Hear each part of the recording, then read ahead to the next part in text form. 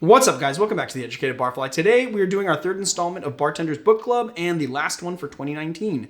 So when we see you guys next, it's going to be 2020, which is a brand new decade, and we're going to have lots of fun things in store. We picked Clean and Dirty Drinking by Gabriella Mlynarcyzk, and she is a good friend of mine. This is one of those books that I pulled off of my shelf to do. It's something that I reference a lot, and it has provided me with a lot of inspiration. So I want to just tell you a little bit about my relationship with Gabby first, because full disclosure, this book was written by a friend of mine and someone who I worked with in the past. But I actually sought this person out. So what happened was I saw on Facebook one day that this bar was hiring, and it was through a friend of mine in New York who put me in touch with Gabby. I took a look at their website and saw the cocktails they were doing, and I was like, I need to work with this person because I'm going to learn a lot from this person. So up until then, I'd just been working at Kohl's and then working at a couple of other bars that just did classic cocktails. I had mastered the classics. I had been doing it for 10 years. I really wanted to branch out. I was feeling a little stifled. I was feeling creatively dead. And I was just sort of railing out cocktails in a very, kind of mechanical way.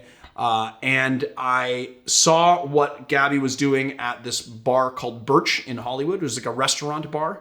And I wanted to go work for her immediately because I knew that I would learn a lot. The reason why I would learn a lot is because Gabby has a very culinary approach to cocktailing. She uses kitchen technique and chef technique in her cocktail recipes, and the stuff that she does is pretty amazing. She's the person that taught me how to use a sous vide. She's the person that taught me that you could use alternative acids in cocktails. She's the person that taught me that you can clarify with agar like by hand, and that you don't need a centrifuge and fancy equipment. And what's great about this book is that it's a distillation of all her techniques in one place. It covers so many awesome things, from infusions to clarifying techniques. She uses a lot of really interesting ingredients like tikka masala. She takes things that she takes very rudimentary bar recipes like grenadine and gum syrup, and she adds her own twist to it. They're always very, very, very interesting.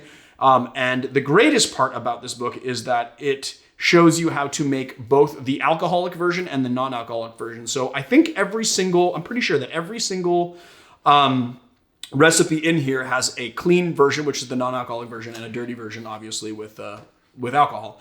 But she uses lots of interesting things, like she makes a rose, geranium, and rhubarb pims. She makes date syrup. She uses kumquat.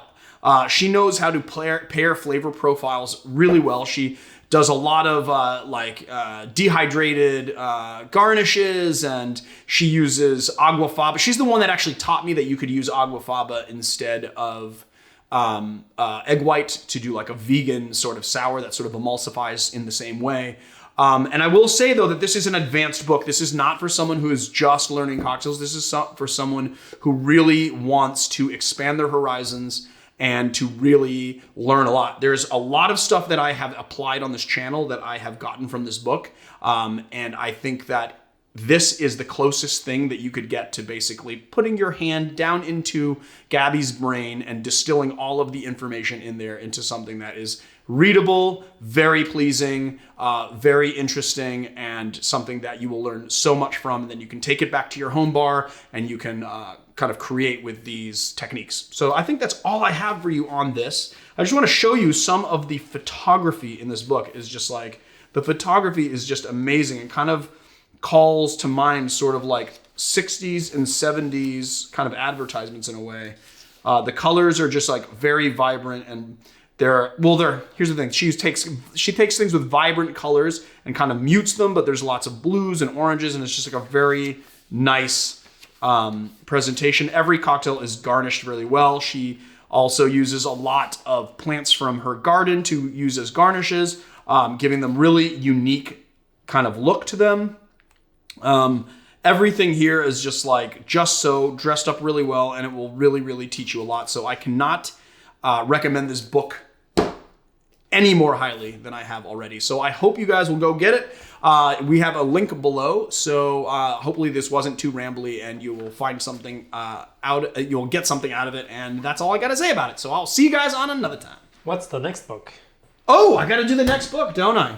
I hadn't actually put a lot of thought into the next book. You know what I think I'm going to do? I think because we did such a deep dive on Educated Barfly, the next book will be Kara Newman's Nightcap, which is a book specializing in nightcap cocktails. And we have covered a lot of them, but I haven't really talked much about the book or Kara Newman herself. So I think that we should do that one. What do you think, Marius?